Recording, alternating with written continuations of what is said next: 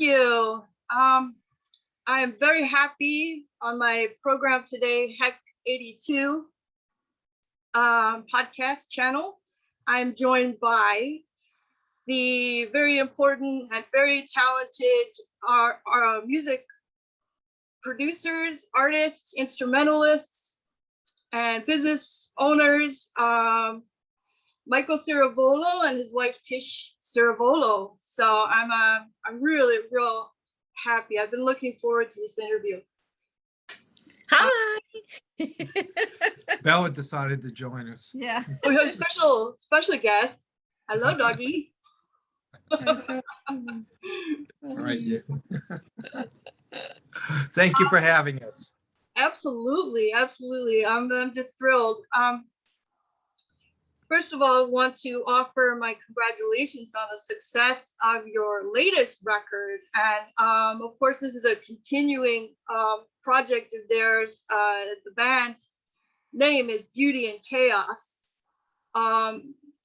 Latest release was this winter, February 22, and the album is Further Behind the Veil.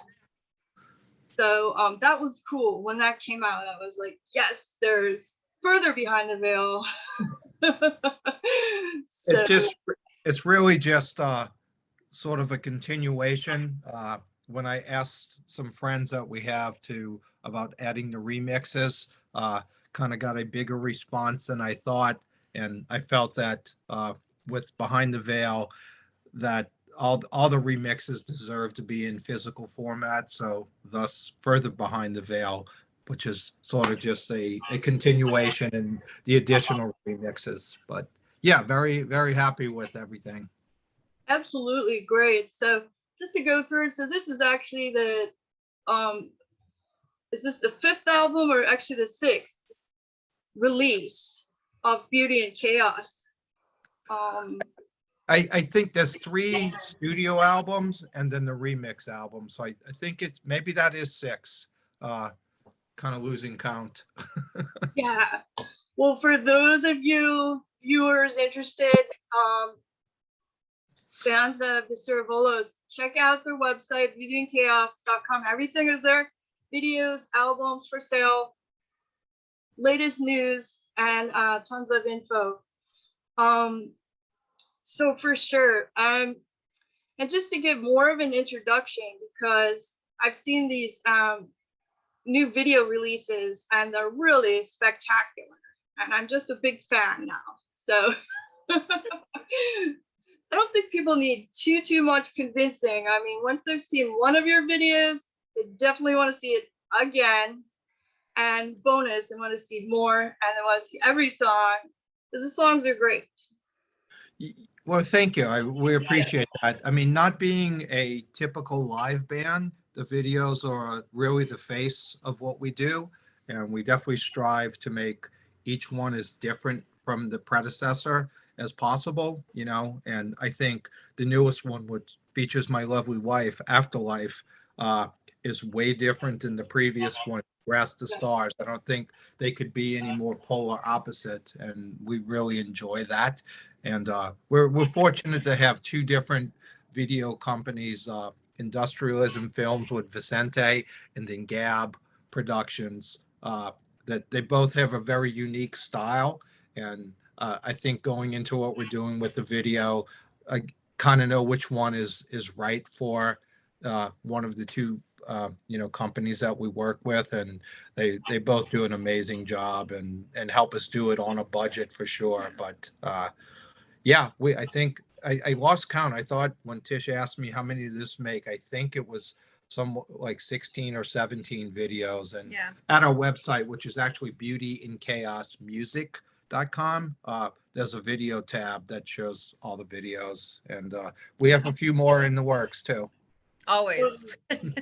Totally great. Yeah, that's definitely a question I wanted to ask you again. And these are for sale on Amazon.com, iTunes, and I think they're just gaining popularity all the time. I definitely wanted to ask you about who the video producers were, because they really are great.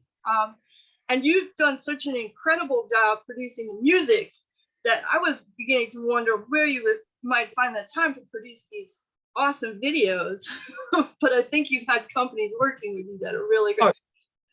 Yeah, this is totally not just my show. I mean, our records sound great, and that's because of my partner in this, Michael Rosen. I certainly have a lot of help. I'm the one that kind of ends up doing these interviews and stuff because Michael, it'd rather be buried in the studio than doing this. But he definitely the other half of this, and it's fantastic that most of the artists involved want to do the videos. I think being a child of MTV and everything, I think they're important to do, and I think each one again that we do is different. And Afterlife certainly tells her story, and it is the first video that doesn't really have a band scene in it. It's sort of a mini movie in itself, which is probably little harder to do, but Yes.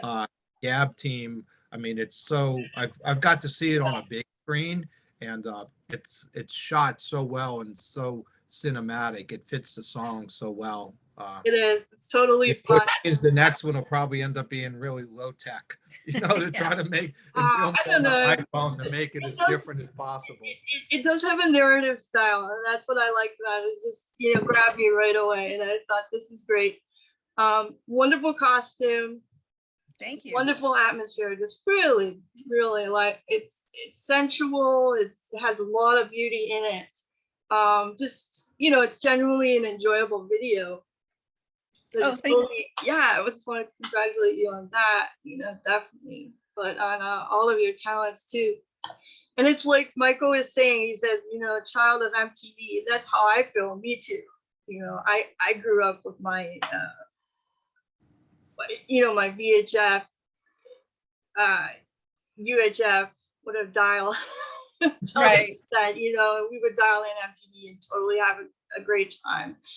So this is really fun for me. And I want to say that along those lines, industry leaders like yourselves are voicing established rock talents.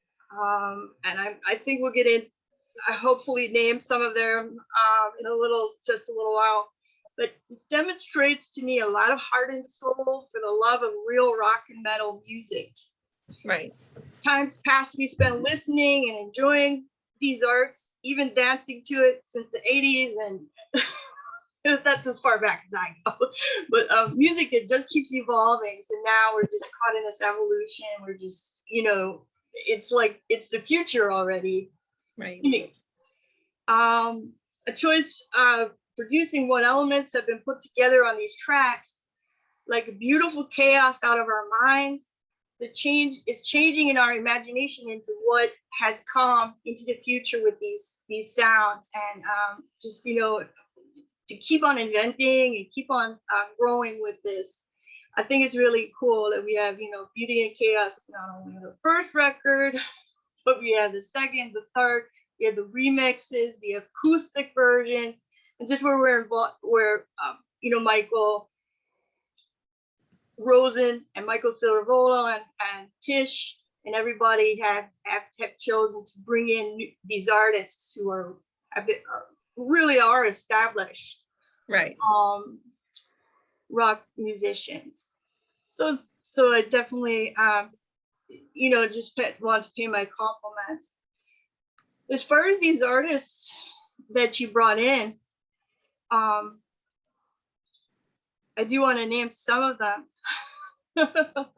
Go for it. Yeah, but also Michael Rosen too. Just for those of you who don't know, is a Grammy Award-winning producer and is working with top talents and top selling artists. And so to have him, as your founder or is great.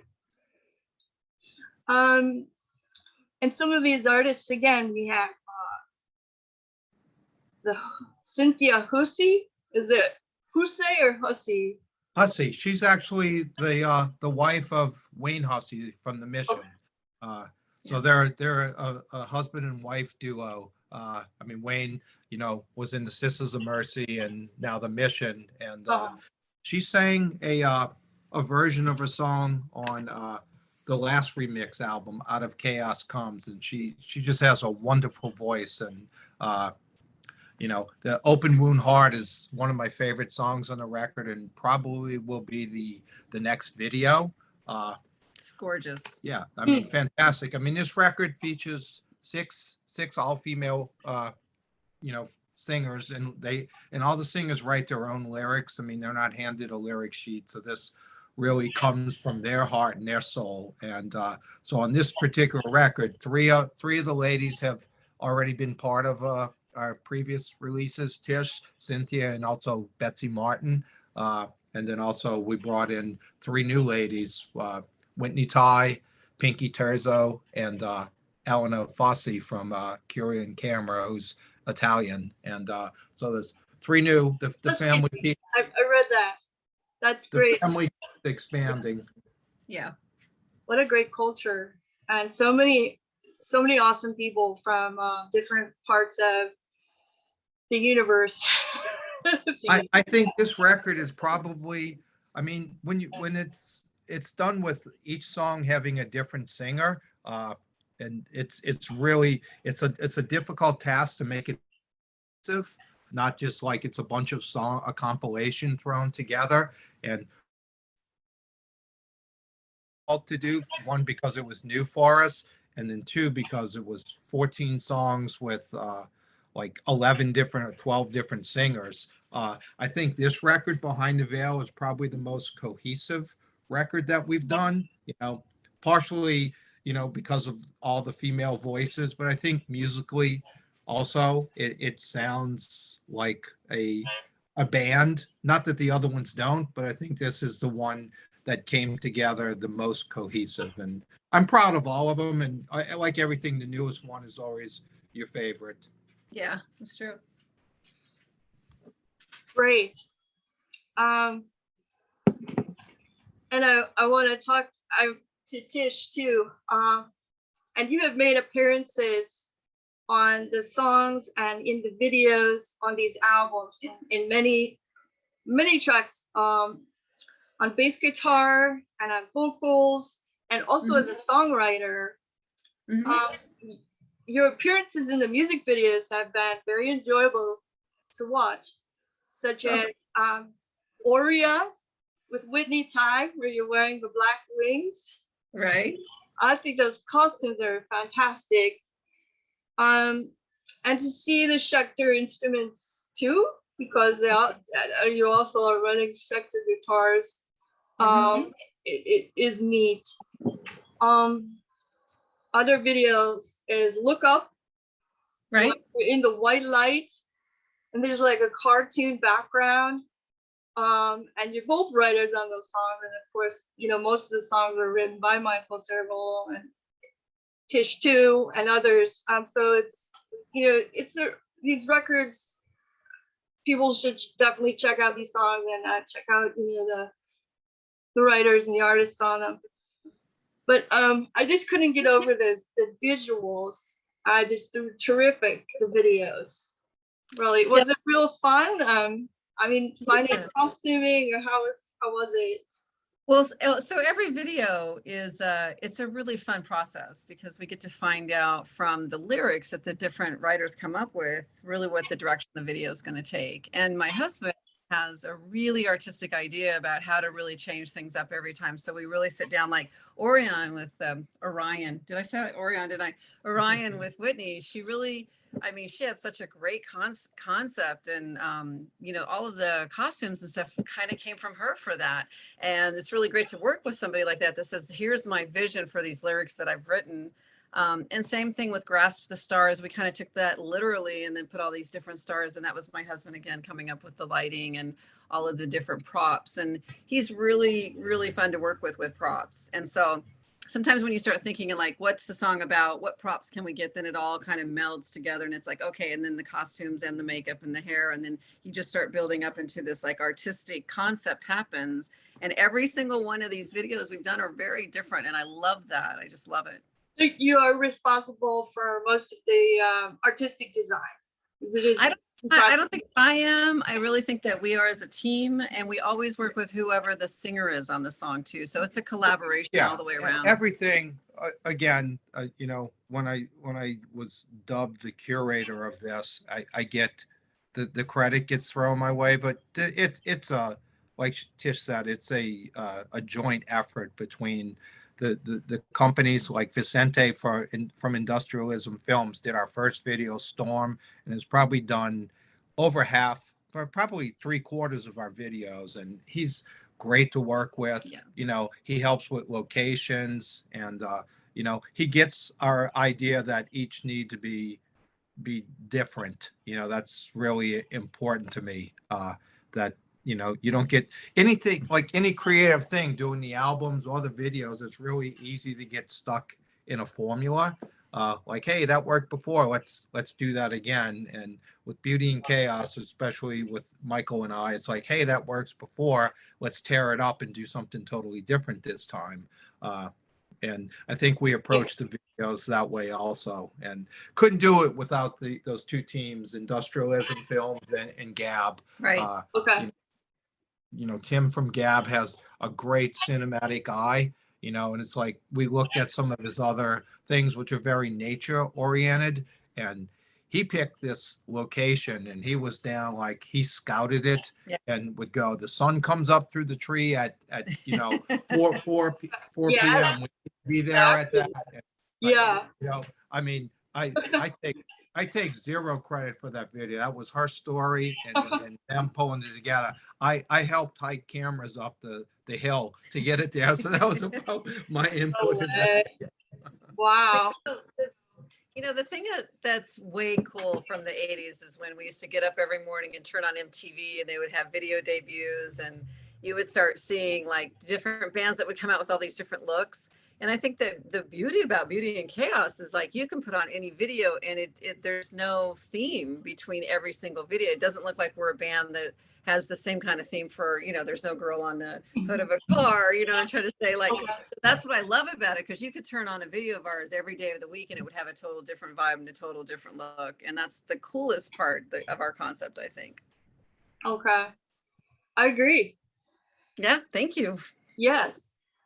And about the song Afterlife, can you tell us a little bit of something of the concept and how you wrote the song, and how did the images in the video come to be? Where did they grow out of a vision you had, or? Yeah, it's really hard to put into words when you have a near-death experience. And unless a lot of people are, have these really intricate ones where they're saying I was on a cloud and then I was in the world and I saw I was with Jesus or I was with God and we saw this, some have very, very intricate storylines. And I just don't have that storyline, because when I did die when I was 18, I just woke up 3 days later and was told, yeah, you flatlined, but we got you back. But I've always had these dreams about it. And so trying to sit down with the director and sketch out what those dreams were, and then having somebody that had the vision to take what I could only explain in my mind's eye, if that makes sense, to make it onto film, was a talent that Tim has, that and Whitney was there too. What he was able to concretely put on this video as to what I explained to him, what I thought it was, blew my mind, because he just made it a beautiful sweeping, through Gab Productions, I mean, it just became this beautiful, sweeping, gorgeous outdoor nature concept. And I kept saying that to him. It's not, I don't want to be in hell, and I don't want to be in the clouds. Like, it's not like an otherworldly experience. It was a very natural experience that I felt like I'd had, like, here we are in this world, but we're not in this world feeling. So he really came out with what I was trying to explain to him, what my experience was and what my dreams were. And because of the lyrics, when I talk about, like, when you die, everybody on this planet dies, and everybody has their own interpretation of what's going to happen to them when that happens. But my interpretation is you're going to be with a guardian angel. You're going to be looking for this moment for your life review, and you're going to move on. And because I'm a Christian, so I really wanted to explain that in a video, but not to where people would turn off from it, because so many people, when you say God and Christianity, they immediately tune you out because they don't believe in it, and that's okay. But it was my experience, and so it's really special to me when people understand what my experience was and they feel comforted by it. And I've had those text messages and those emails from people that say, I've seen it. I just had a friend of mine pass, and it was such a comfort to know that they're in this place now that's not so scary to me anymore. So Yeah, sure. it I has agree like a too. big reach. So Yeah, I agree with that. You know, which is my favorite part in the video is when you're lying out on a table in this beautiful dress and looking at your own self, and so it gives, you know, that notion of the self reflection or the reflection on your life, which in that vision is past. But my favorite part is when it zooms in on the eye, and then yeah, you're seeing this really pretty image of, you know, like the story playing out in the eye. And I just thought that's, you know, really wonderful to me. As I think she cried when they brought Yeah. over they wanted to, after we shot it, they were pretty adamant about not really sending us any clips, no. just maybe a still picture here and there. So they came over and like, you know, we put it on our TV here and we got to watch it that way. And I didn't say anything. And I looked over and she was crying, so I knew they got what she wanted. But to me, that's the it was like perfect. perfect. I said that's Yeah, really it- nice. Yeah. You know, for the album, I think it's also the perfect opening song. You know, when we set out to, and Michael and I wrote the music for it. I set out with the idea of going. I wanted to write a song that was going to be either the opening song on the album, the closing song. I didn't know which, but as soon as it started developing, just from that sort of grandiose intro of it, I went, this is how I hear the record starting, like going back, aging myself. But when you would put a needle down, the needle drop of an album and sit back, that's what I wanted to hear. That to me set the mood for the entire record. And it's a different song without the lyrics. There's not just big jump out here's your, that's obviously the chorus. And I kind of went to her, I said, this one is difficult. This isn't a typical arranged song. I went, it's long, and again, there's not this here's your big sing along chorus. And I think you know, I'm really proud of that. I mean, she turned it into Afterlife. She took this piece of music that was a piece of music and probably a really gorgeous soundscape, but she made it a song, and it was difficult. You know, I think for any singer, like, you know, but she did a fantastic job, and I couldn't be happier that that's the song to open this album. Like I said, I spent a lot of time like trying to look at the album order and what goes into the next thing, and you know, again, going back to being a child of vinyl, to where that mattered, like how a record actually flowed. But as soon as somebody puts it, you know, on Spotify and skips, or a CD and jumps around, it's like all that concept is out the window. But I had this notion that someone, at least the first time, will listen to a Beauty and Chaos record from the beginning to the end, the way, you know, the artist, which is all of us that's involved, ended it. So. Oh, wow. Well, yes. Also on 20th Century Boy that you mixed with Al Jorgensen. I say Jorgensen. Is that what you say, or Jorgensen? I think he pronounces it. I think he says Jorgensen. That was Ministry frontman, and I noticed that Tish really took on this challenge of additional vocals on that song, and it sounds great. And I was just cheering for her. I was like, that's, as a vocalist, to go up against Al or to join, you know, him in a song. That's not going to be easy to do. What a challenge! But I mean, it sounds so cool, and the video is really cool. So much fun. So much fun on that video shoot. And, Mhm. you know, we had a little audience there from when we were playing live and on stage over at Skinny's. And Al's a blast. He's just a blast to hang out with and sing and play bass. And Yeah, it's more of those kind of like fun, that's just all have a great time and jump around kind Yeah. of videos. Yeah. throughout doing Beauty and Chaos has been like these kind of surreal moments that happen. And Yeah, that's one of that them, was because definitely one of them. one of when Tish and I first started dating, like sort of Our first concert. our first like Uh-huh. overnight, like we're gonna get a hotel room and stay overnight. We went to see Ministry when they were in at Lollapalooza, and then you sit there and you go, okay, that was great. You know, we were a big fan. It was right when Psalm 69 came out and everything, and then you fast forward 30, probably 29. 20 something years later, Yeah. and we're doing a video with Al, and it's Yeah. like, you know, Yes. and Yeah. that's when it's hard not to step back from doing this and be a little bit like pinch yourself, like a little bit of a fan. And there's been Wow. quite a few of those moments, like, you know, as a kid I was a huge Cheap Trick fan, and Mm. then, you know, when we're doing the first album, I'm sitting in our little studio on the couch next to Robin Zander, and Andrew. Wow. he's going through it, the lyrics, and going, how do you think I sang that line? And you go, oh, that's really good. But then you start going, I'm a kid, listening to Live at Budokan, and now I'm being asked by the guy, how do you think I did on that? And you're like, you play it cool. Yeah, that's Right. really good. What are you gonna do? Right. Yeah, Robin, I think you could do that better. So I mean, we've had some of those moments in this, and I take none of it for granted. You know, this has been you know, I think it happens for a reason, and something that for about a split second in time could have just been a solo record from Right. a mediocre guitar player. Oh, Uh, you're not mediocre. Come and that on. would have been probably really fucking boring. And I think guitar player solo records are just kind of ego strokes, and I don't need that.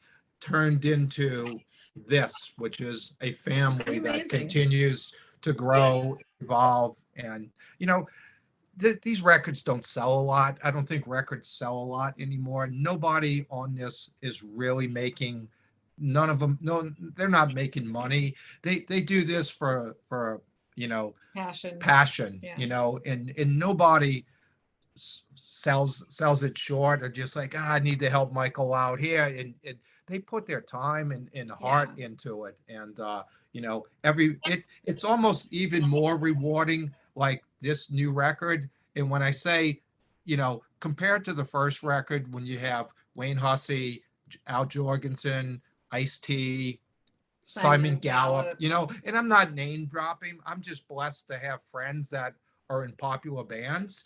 But when I go down this list, these ladies maybe they're not as famous as any of those, but they're not any less talented. And it's kind of really, you know, I looked at doing this, and it used to be, well, who are you going to get next? You know, are you going to get Robert Smith? Are you going to get Baba? You know, it's like, you know, at some point you don't just keep going. I didn't want Beauty and Chaos to be a who's who thing, because I think it actually overshadows what we're doing. And it's almost more rewarding to me to have introduced people to some of these new artists. Like, I mean, people, you know, Whitney's a fantastic singer, and people that have jumped back after hearing on Orion and got her catalog. I mean, Elena is a big star in Europe and unknown here, and now I think people are gravitating towards her bands,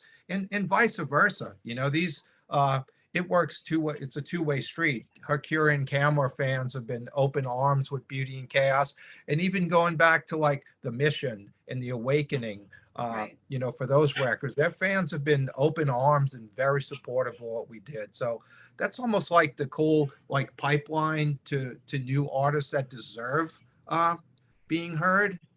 You know, when we had Kat on from Holy Wars on the second record, it opened up a lot of people hearing her band, and her and Nick just finished a US tour, and that band's going to be famous. You know, I think they're very, very talented, and I think doing that record and the video with us turned, maybe if some fans that wouldn't have seen them. So that's kind of like this underlying joy about what we're doing, besides the self-satisfaction of going, hey, we made a record. Look what we did.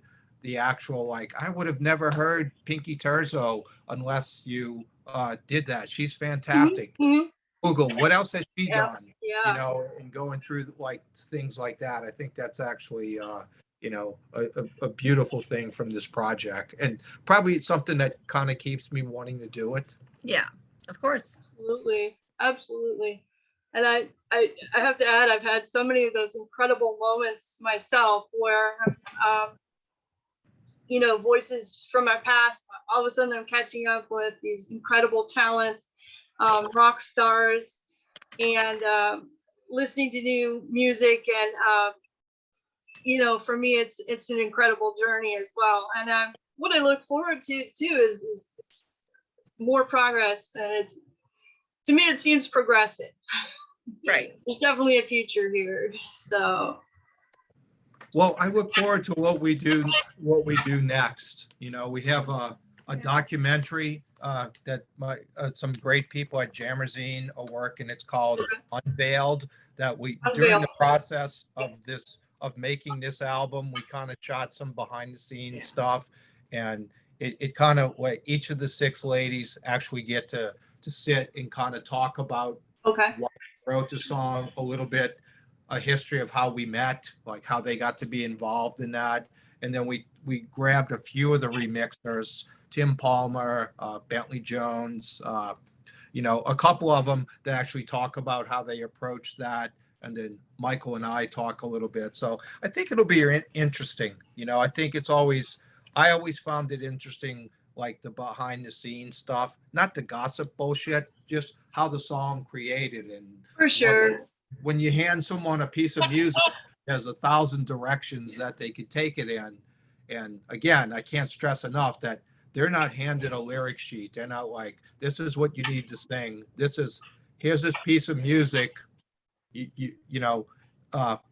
Write, put your heart into it. And, lyrics are such a big thing to me on this stuff. And every song, I think, has a deep, open meaning. There's no like party, there's not like surface level lyrics. There are songs that are deep that I think people can interject themselves in. It's not obvious on the surface what it's about. And I think those are the best lyrics that the listener can kind of put themselves in or think what the singer's writing about. But and again, and I'll wrap up shortly here, but in this new documentary, which is available now.